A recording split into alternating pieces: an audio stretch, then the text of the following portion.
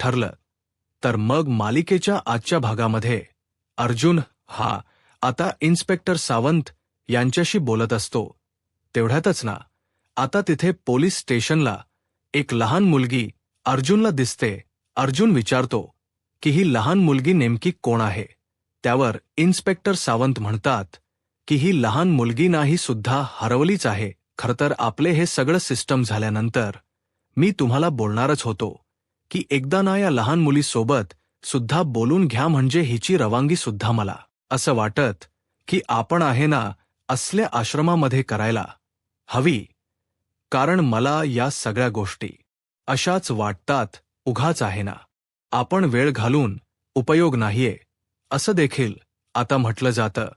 तेच आता दुसरीकडे पाहायला मिळत असतं की अर्जुना त्या मुलीशी बोलायचा प्रयत्न करत असतो, पण ती मुलगी आता अर्जुनला बघूनच ना घाबरत असते. अर्जुन जसा तिच्या बाजूला बसायला जातो, तिच्याशी बोलायचा प्रयत्न करतो, तसं ती अर्जुनला बघून घाबरू लागते आणि रडू लागते. जशी ती आता अर्जुनला बघून घाबरते ना, तसा आता अर्जुन विचार करतो की काही उपयोग नाहीये.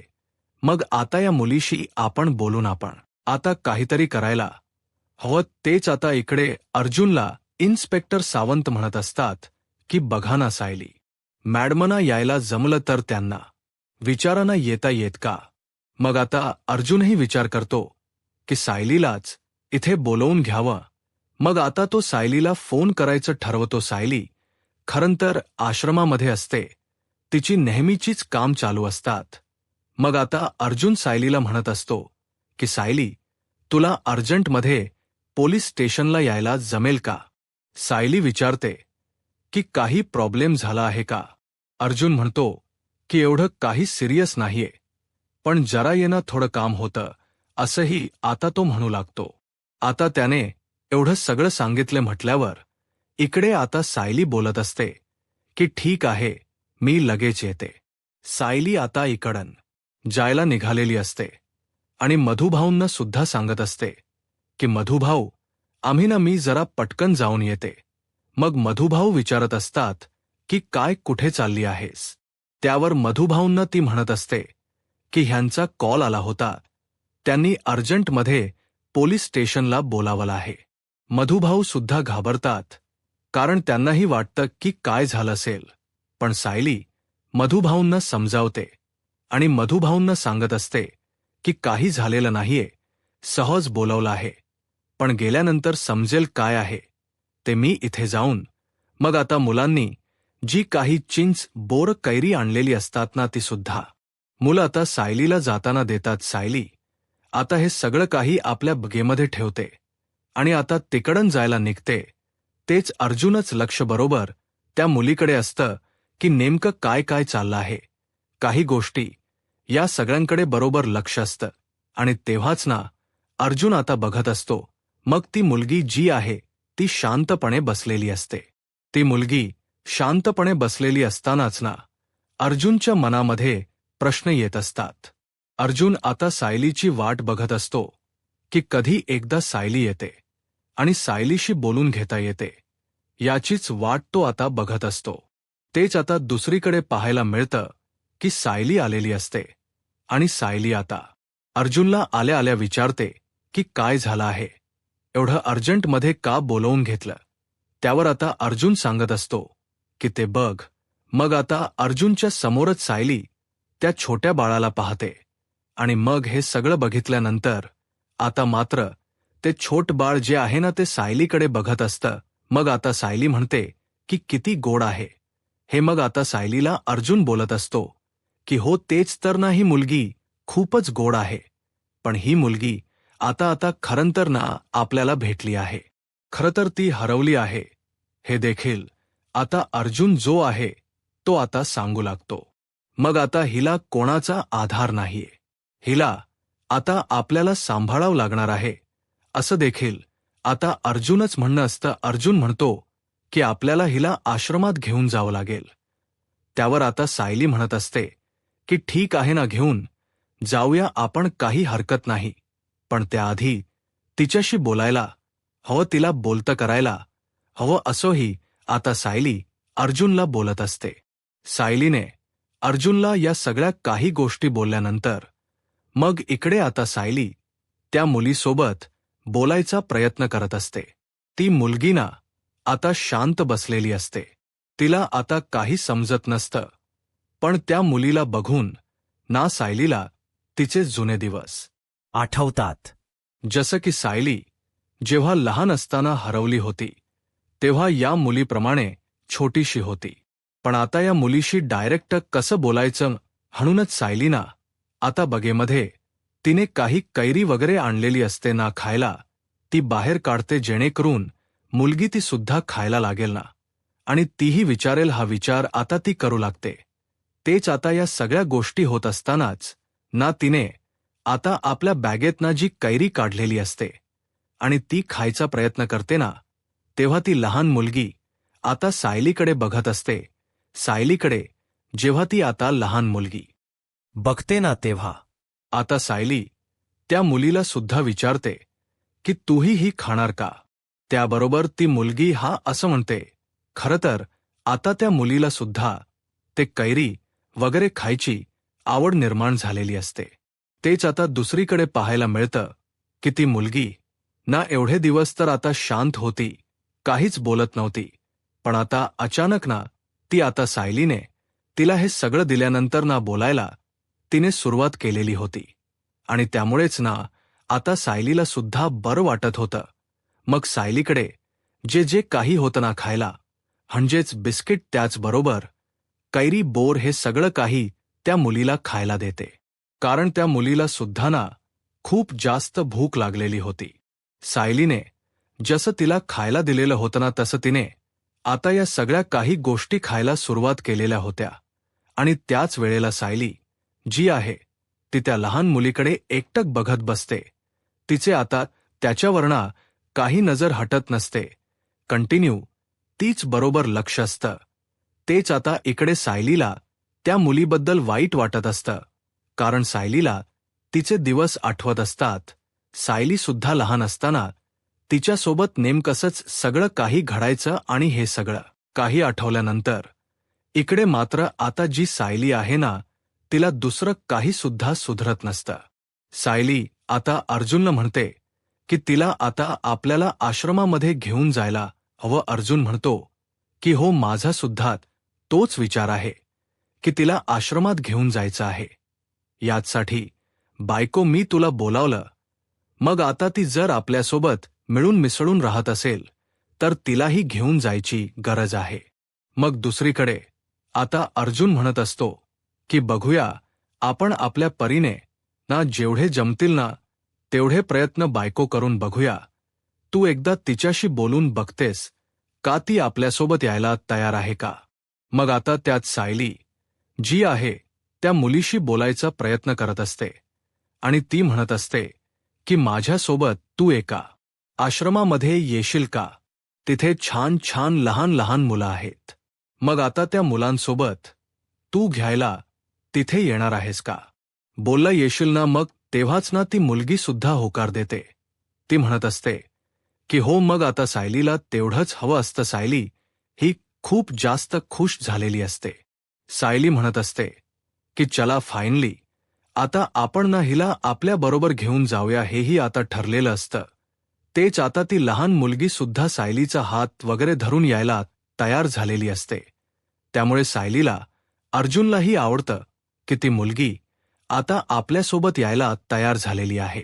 या निमित्ताने का होईना तिला आता आपलंच छोटसं घर मिळेल आणि त्या मुलांसोबत राहिली तरी या सगळ्या गोष्टी आठवणारही नाही. यासाठी आता सायली हवे तितके प्रयत्न करत होती.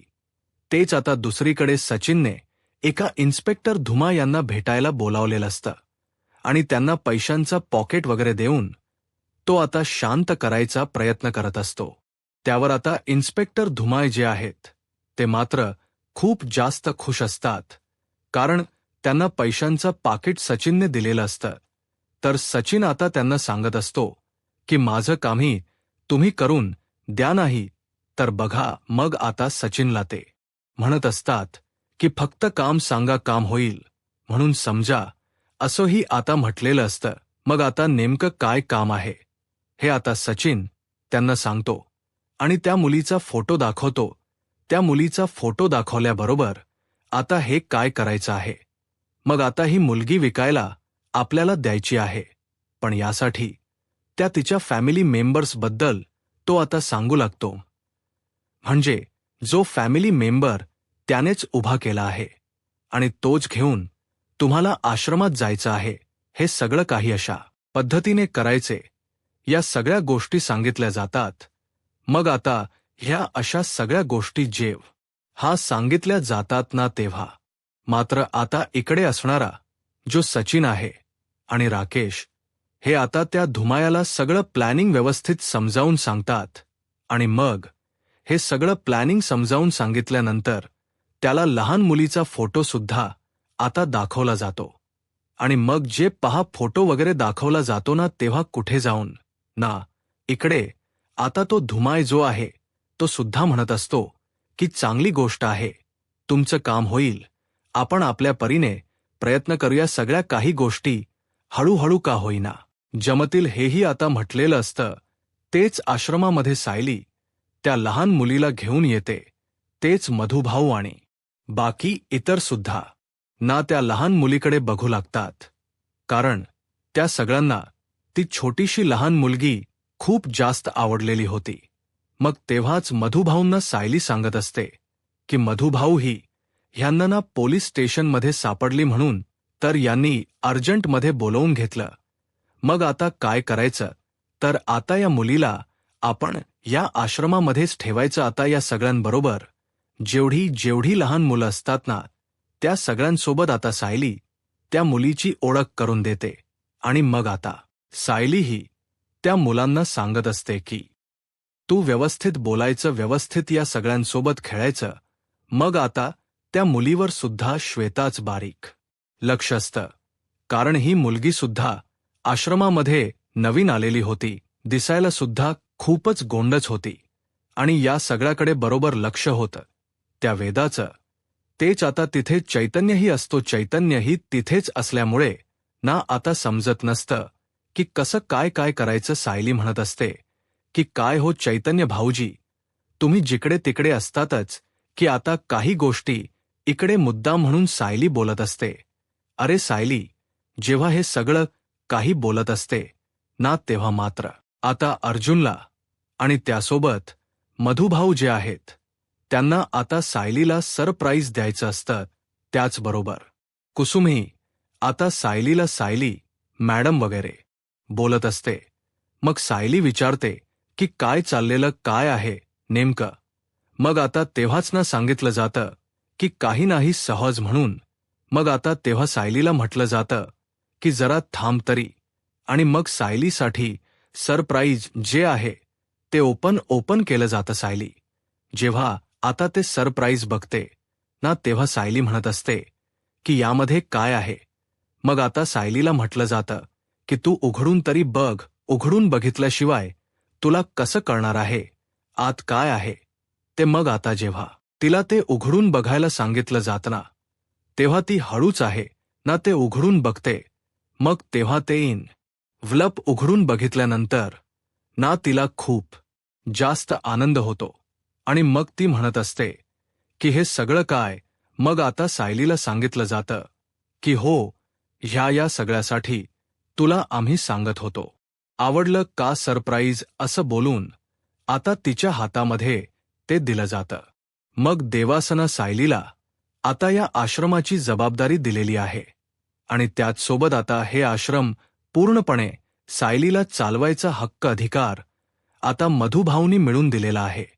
कारण आता त्याच्यावर जी काही चीफ आहे, म्हणजेच ज्या पूर्ण आश्रमाची सर्वेसर्वा जी आहे ती सायली आहे आणि सायलीच नावही त्यामध्ये लिहिलेलं असतं. आणि हे सगळं काही बघून ना खूप जास्त आनंद सायलीला होतो. सायली म्हणत असते की तुम्ही सगळ्यांनी मिळून माझ्यावर हा जो काही विश्वास ठेवलाय ना, तो विश्वास मी सार्थकी लावणार आहे. काही झालं तरी सुद्धा मी या सगळ्या काही गोष्टी व्यवस्थित करणार आहे. तुम्ही बिलकुलही काळजी करू नका. मग आता सायलीला एवढं सगळं म्हटल्यानंतर इकडे आता पाहायला मिळत असतं की या सगळ्या काही गोष्टी अशा पद्धतीने घडत असतात. तेच आता मधुभाऊ जे आहेत ना, ते मात्र आता सायलीला म्हणत असतात की सायली, माझा पूर्णपणे तुझ्यावर विश्वास आहे. तू सगळ्या काही गोष्टीस ना बरोबर करतील हेही मला माहिती आहे, असंही आता म्हटलं जातं. तेच दुसरीकडे आता मधुभाऊ सुद्धा सायलीवर विश्वास ठेवून एवढी जबाबदारी देऊन बसलेले होते. त्यामुळेच ना आता बरं वाटत होतं. तेच दुसरीकडे अर्जुनही सायलीच कौतुक करतो आणि सायलीला म्हणत असतो की आता या सगळ्यावर ना तुझाच हक्क आहे. तुला आता ही कामगिरी फत्ते करायची आहे. मग तेव्हाच ना सायलीच्या डोळ्यात देखील पाणी आलेलं असतं. कारण सायलीला असं वाटत होतं की ज्या काही गोष्टी घडत होत्या, म्हणजे ज्या काही घटना आधी तिच्यासोबत होत होत्या, त्याच त्याला आता आठवू लागतात. आणि मग ती म्हणते की मधुभाऊ, हे उपकार ना मी कधीच विसरणार नाही. आज तुमच्यामुळे मला माझे आई बाबा भेटलेले आहेत आणि त्यामुळेच ना मला इतका आनंद झालाय ना की तुम्हाला मी काय सांगू. तो आनंद मी असा शब्दात व्यक्त करू शकत नाही, इतका आनंद मला झालाय. तेच आता सायलीला मधुभाऊ बोलत असतात की उलट आहे ना, तुझ्यावरही जबाबदारी आम्ही देतोय ना, तेच आम्हाला खूपच आवडते. म्हणजे आधी आम्ही विचारही केला नव्हता की या सगळ्या काही गोष्टी अशा घडतील करून, पण आज या सगळ्या काही गोष्टींची जबाबदारी तुझ्यावर देताना कोणतंही दडपण येत नाहीये. उलट आम्हाला बरं वाटते की ही जबाबदारी योग्य माणसाच्या हातात गेलेली आहे. असं देखील आता मधुभाऊ जे आहेत ते बोलत असतात. मधुभाऊ जेव्हा या सगळ्या काही गोष्टी बोलतात तेव्हा सायलीचे डोळे सुद्धा पाणावलेले असतात. म्हणजेच ना आता सायलीला सुद्धा भरून आलेलं असतं. तिलाही असंच वाटत असतं की चला फायनली सगळ्या काही गोष्टी ज्या आहेत ना, त्या थोड्या का होई ना सगळ्या काही व्यवस्थित घडतायत आणि त्यामुळेच ना आता ती थोडीशी का होईना खुश असते. तेच आता मधुभाऊ सायलीच्या डोक्यावर हात ठेवतात आणि सायलीला म्हणत असतात की मला माहिती आहे तू या सगळ्या काही गोष्टी ज्या करतेस ना, त्या आश्रमासाठी करतेस आणि तुला दिलेली जबाबदारी नाही, तू एकदम व्यवस्थित पार पाडणार आहेस, यावर सुद्धा माझा पूर्णपणे विश्वास आहे. असं देखील आता मधुभाऊ सायलीला बोलत असतात. सायलीला जेव्हा मधुभाऊ या सगळ्या काही गोष्टी बोलतात तात ना, तेव्हा सायली ही खूप जास्त खुश असते आणि सायली म्हणत असते की तुम्ही दिलेली ही जबाबदारी ना मी व्यवस्थित पार पाडून दाखवीन मधुभाऊ, तुम्ही काळजी करू नका. हे देखील आता त्याने म्हटलेलं असतं. तेच आता श्वेताच बारीक लक्ष असतं की यांचं नेमकं काय काय चाललेलं आहे ते, आणि त्यामुळेच ना श्वेता बरोबर लक्ष ठेवून असते आणि तिला खरंतर या सगळ्या काही गोष्टी ज्या आहेत ना त्या आवडत असतात. कारण मुळात ना या मुलांना त्यांचं घर त्याचबरोबर त्यांची फॅमिली मिळवून देण्यासाठी सायली दिवस रात्र कष्ट करत असते. आणि त्याचबरोबर सायलीला असं वाटत होतं की मला जे काही सहन करायला लागलं, इतकी वर्ष या सगळ्याची वाट पाहायला लागली, ते इतकी वर्ष काही झालं तरी सुद्धा या सगळ्यांना याची वाट बघायला लागू नये यासाठी सायली खूप जास्त प्रयत्न करणार असते. असं सायली आता ठरवते. सायली जेव्हा या सगळ्या काही गोष्टी ठरवते ना, तेव्हा मधुभाऊ जे आहेत ते मात्र सायलीला म्हणत असतात की तू हे काम आहे ना उत्तमरित्या करशील, यावर माझा पूर्णपणे भरोसा आहे. आणि त्याचबरोबर या सगळ्या काही गोष्टी होत असताना दुसरीकडे प्रियाची आता बाजू दाखवली जाते. प्रिया आता रडत असते. प्रिया म्हणत असते की माझं ना पोट खूप जास्त दुखत आहे. मग आता तिपासन तिला काय काय नेमकं होत्या हेही आता डॉक्टर जे आहेत ते विचारत असतात. डॉक्टर जेव्हा या सगळ्या काही गोष्टी विचारतात, इकडे आता प्रिया जी आहे ती मात्र रडून रडून ज्या आहेत ती आता बोलत असते. प्रिया जेव्हा रडून रडून या गोष्टी जेव्हा आता बोलत असते ना, तेव्हा मात्र तुम्हाला काय काय खावंस वाटते ना ते तुम्ही सांगा. मग ती म्हणत असते की माझ्या या सगळ्या पडत्या काळामध्ये उलट आहे ना, मला सगळ्यांनी सावरायला हवं, माझी बाजू घ्यायला हवी, पण इथे माझी बाजू कोणीही घेत नाही आहे असंही आता म्हटलं जात असतं. मग तेव्हाच ना या सगळ्या काळात ना उलट आहे ना माझ्या बाजूने ना माझी फॅमिली उभी राहायला हवी. मला उगाच खोट्या केसमध्ये इथे अडकवलं आहे तरी सुद्धा मी हे सगळं काही सहन करते. मग आता तेच ना नर्स जी आहे ती विचारत असते की सांगा ना तुम्हाला काय खायला आवडतंय. मग आता एका नर्सकडून मला माझे डोहाळे पूर्ण करून घ्यावे लागणार आहेत. का असोही आता म्हटलं जातं. मग तेव्हाच ना अगं सांग ना तुला काय हवं आहे. त्यावर ती म्हणते की माझ्या बाळाला ना चॉकलेट मिल्कशेक आणि त्याचसोबत बर्गर पिझ्झा खावासा वाटतोय. उगाचच ना प्रियाने हे सगळं सांगितलेलं असतं. या सगळ्याची जर हुकी तिलाच आलेली होती म्हणूनच तर मग आता तिने या सगळ्या काही गोष्टी ज्या आहेत त्या तिला सांगितलेल्या होत्या. या सगळ्या काही गोष्टी ज्या आहेत त्या सांगितल्यानंतर इथे आता ती नर्स जी आहे ती म्हणत असते की तुम्ही काळजी करू नकात, तुमच्यासाठी मी सगळं काही करेन. आता प्रियाची ही जी काही नाटक चालू असतात ना ही सगळी नाटकं जी आहेत ती आता नागराज बघत असतो. नागराजला कळत असतं की हे नेमकं काय चाललंय. तेच आता इकडे सायली ही म्हणत असते की खरं तर ना मला ना तुम्ही सगळ्यांनी मिळून एवढं चांगलं प्रोत्साहित करताय ना त्यामुळे मला अजूनच काही ना काही काम करण्याची अजून पापर येते. हेही आता म्हटलं जातं. मग या सगळ्या काही गोष्टी ज्या आहेत त्या एवढ्या घडत असतात ना तेव्हा सायली मधुभाऊंना आश्वासन देत असते. मधुभाऊंना ती आता सांगत असते की तुम्ही काळजी करू नका, सगळ्या काही ज्या गोष्टी आहेत ना त्या परफेक्ट घडतील. मी आहे ना तुमच्या सोबत. हेही आता म्हटलं जातं. मग जेव्हा या सगळ्या काही गोष्टी बोलल्या जातात तेव्हा मात्र आता ती लहान लहान मुलं सुद्धा जी आहेत ना ती आता सायलीकडे बघत असतात. म्हणजेच ना आता सायली बद्दल इतकं सगळं काही बोललं जात असतं आणि सायलीवर मधुभाऊंनी दिलेली जबाबदारी जी आहे ती खरं तर खूपच जास्त आवडलेली असते सायलीला. आणि मग आता सायलीला ते म्हणत असतात की मी आता निश्चिंत झालो, म्हणजे ही जबाबदारी तुझ्याकडे दिली आहे ना मला आता बरं वाटते. हे सगळं काही व्यवस्थित पार पाडू शकतेस हेही मला कळते. असंही आता म्हटलं जातं. तेव्हाच आता अर्जुनही सायलीकडे बघत असतो, कारण सायलीला या सगळ्या या काही ज्या गोष्टी आहेत ना त्याची आता काही सवय नव्हती. पण आता या सगळ्या मोठमोठ्या गोष्टी ज्या आहेत ना त्या तिला मुद्दामून कराव्याशा वाटत असतात. कारण आता तिला असं वाटत असतं की आपल्याला जसं घर मिळालंय, आपल्याला सगळ्या काही गोष्टी मिळाल्या तशा ह्या एका लहान लहान मुलांना सुद्धा तेवढं सगळं काही मिळायला हो, हाच तिचा उद्दिष्ट असतो आणि त्यासाठी ती या गोष्टी करत असते. तेच आता पुढील भागात मध्ये पाहायला मिळतं. इन्स्पेक्टर सावंत अर्जुन बसलेले असतात. तेव्हाच ना मग आता अर्जुन म्हणत असतो की बायको तुला एक थोडं सांगायचं होतं. मग आता काय झालं आहे नेमकं. तेव्हाच ना आश्रमामध्ये ज्या 2 मुली आल्या ना त्यांच्यामधली एक मुलगी ना त्यांच्याबद्दल ऑलरेडी एक मिसिंग कंप्लीट केलेली आहे. आणि मग तेव्हा श्वेता हे सगळं काही ऐकत असते. तेच दुसरीकडे सचिन इन्स्पेक्टर धुमा यांना कॉल केलेला असतो. यूट्यूब चॅनलला सबस्क्राईब करा आणि व्हिडिओ लाईक करा. धन्यवाद.